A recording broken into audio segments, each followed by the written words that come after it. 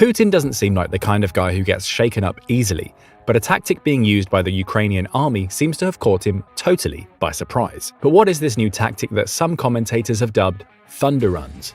Did Ukraine invent an entirely new style of warfare? Here's why Ukraine's new tactics are so effective and why the Russian army is no longer dreaming of victory, but how to survive. After months of grinding warfare, in early September, Ukrainian forces launched an offensive operation in two places at once toward Kherson in the south, the other directed at the Kharkiv Oblast in the northeast. The counterattack quickly shattered the Russian perimeter around Kharkiv, liberating the city, its strategic rail hubs, and dozens of adjacent villages that for months had been under Russian occupation.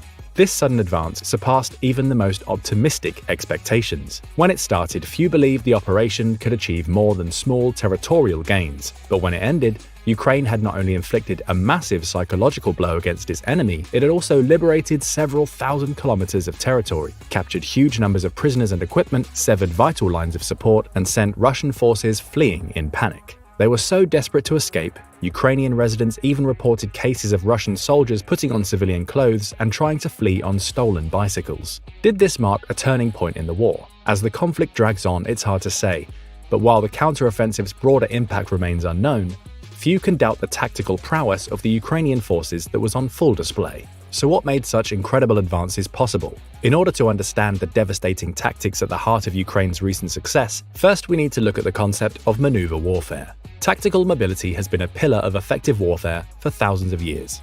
The concept of maneuver warfare relies on a combination of initiative, deception, speed, and disruption to exploit enemy weaknesses. It is basically the opposite of attritional warfare, where one army tries to outlast the other over a long period of time. Rather than solely focusing on engaging and destroying enemy forces in the field, maneuver warfare seeks to isolate, strangle, and sever the support structures that sustain them with a small number of decisive actions. This often means avoiding forward strongpoints altogether, instead probing areas of weakness and striking the enemy where they least expect it. These surprising breakthroughs sow chaos and confusion and can, under the right circumstances, erode the enemy's will to fight altogether.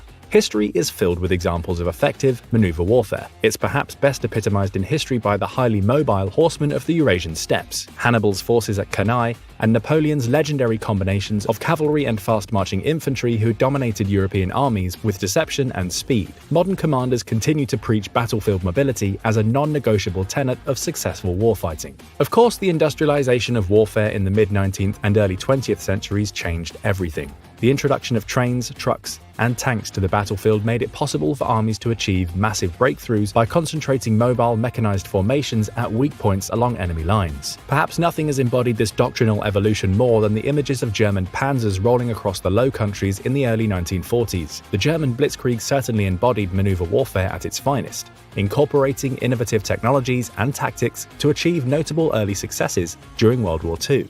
But while many have drawn parallels between German Blitzkrieg tactics and the recent offensive in Ukraine, the Ukrainians have applied the concept of maneuver warfare on a far narrower scale. Rather than closely coordinating air and mechanized ground assets to destroy enemy forces on a broader operational level, like the German Lightning War sought to achieve, the Ukrainians have employed what some commentators have labeled thunder runs to shift the strategic initiative into their favor. So what exactly is a thunder run?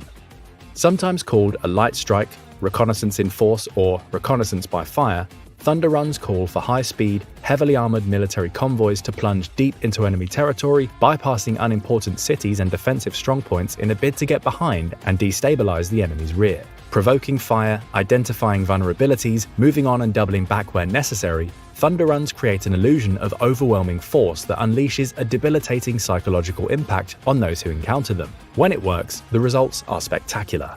As lightweight armored vehicles, like civilian 4x4s, pickup trucks, and Western-donated Humvees in the case of Ukraine, sporadically engage the enemy, they direct onrushing infantry and armor behind them to areas that they can do the most damage. Using this tactic, Ukraine's Thunder Run quickly overwhelmed demoralized Russian defenders in the Kharkiv Oblast, isolating them from their parent units in such a way as to render entire Russian formations disorganized and combat ineffective. A Thunder Run's success hinges on a series of contingent overlapping factors. First, the weather must be good, at least good enough for off-road vehicles to travel quickly.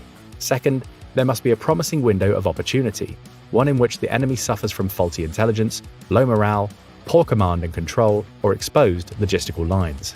Third, the onrushing forces must avoid overreach, meticulously planning each phase of the advance while establishing safe and secure lines of support. And fourth, they must achieve surprise, fulfilling Sun Tzu's 5th century injunction to bait your enemy into predictable patterns of response, occupying their minds while you wait for the extraordinary moment, that which they cannot anticipate. The recent Ukrainian offensive checked all the boxes. It occurred at the tail end of a long, hot summer. It was preceded by a convincing deception campaign that drew many of Russia's most experienced units south, leaving the 1,000-kilometer Kharkiv front exposed and vulnerable for months. High-mobility artillery rocket systems, or HIMARS, eviscerated Russian ammo and supply depots, command posts, and other targets deep behind enemy lines, causing Russian morale to plunge. On top of that, Ukrainian logistics were sound, their intelligence was accurate, and their armor and infantry were well drilled and prepared to operate in harmony. It was the perfect storm, one the Ukrainians exploited magnificently. The sheer speed of Ukraine's advance generated new opportunities, including the liberation of strategic transport hubs at Kupiansk and Izium, and the shifting of the strategic initiative into Ukrainian hands for the first time, capping what is undeniably the most significant Ukrainian victory since the Battle of Kyiv back in April, and arguably the worst Russian defeat since the bloody days of World War II. But the offensive was far from the only case where daring mechanized thrusts deep into enemy territory yielded incredible results. During World War II, small groups of plucky special operators drawn from the corners of the British Empire formed the core of the Long Range Desert Group, or LRDG, a unit whose actions prefigured the modern Thunder Run with their focus on strategic reconnaissance, infiltration, raiding, and sabotaging behind enemy lines. Commandeering specially equipped light trucks and jeeps, the LRDG plied their trade in the vast desert sands of North Africa. They spent long days patrolling, probing, and penetrating enemy positions. Stripping heavy windscreens, doors, and hoods to save weight, desert operators outfitted their vehicles with a bristling array of machine guns, cannons, grenades, and explosives for any conceivable situation. They exuded individuality and initiative. Most would have felt right at home with modern Ukrainian soldiers firing RPGs from the back of haphazardly armored Toyota 4x4s, lurching forward in great bounds towards the Russian frontier.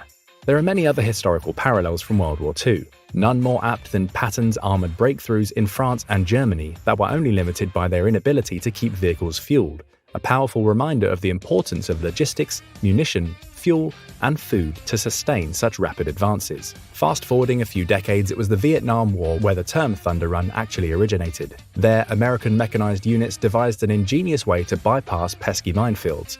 Ironically, by assigning heavily armored M48 Patton tanks to plow forward and simply trigger the mines, rather than spend time and energy clearing them individually. Though the Thunder Run's mine-clearing tactic was inherently dangerous, it prevented operations from bogging down and created the conditions for a deadly ambush. It was only 2 decades ago, during the American invasion of Iraq, that the term evolved to encompass the raid-like qualities we now associate it with. Employed in Iraq to devastating effect, the high-speed American convoy attack into the heart of Baghdad in the spring of 2003 serves as the most obvious point of reference to the recent Ukrainian offensive. When the American military embarked on Operation Iraqi Freedom, they knew toppling Saddam Hussein's regime in Baghdad would pose serious challenges.